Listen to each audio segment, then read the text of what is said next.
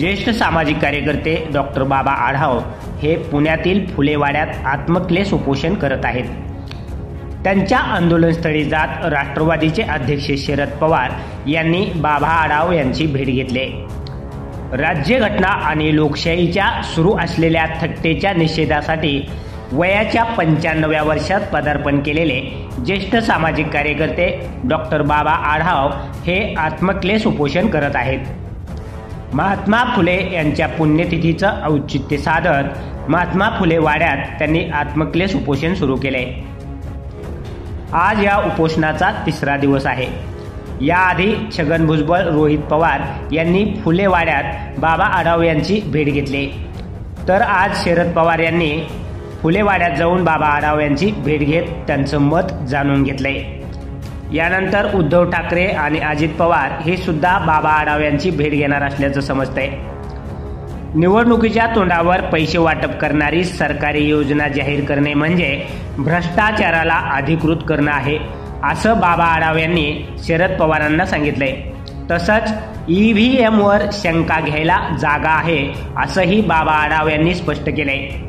बाबा आढाव यांची भेट घेतल्यानंतर शरद पवारांनी माध्यमांशी संवाद साधला। लोकांमध्ये जाऊन जागृत केलं पाहिजे, यामध्ये लोकांनी सहभागी होणं गरजेचं आहे। EVMचं 30% मत बदलता येतं असं दिसतंय। आमच्याकडे पुरावा नाही, काही लोकांनी आम्हाला दाखवलं आणि आम्ही विश्वास ठेवला नाही, परंतु शेवट आकडेवारी धक्कादायकच आहे। काँग्रेसशी चर्चा झाली, इंडिया आघाडीत हा विषय घेतला जाईल। EVM घोटाळ्यावर आता मात्र विश्वास बसत आहे।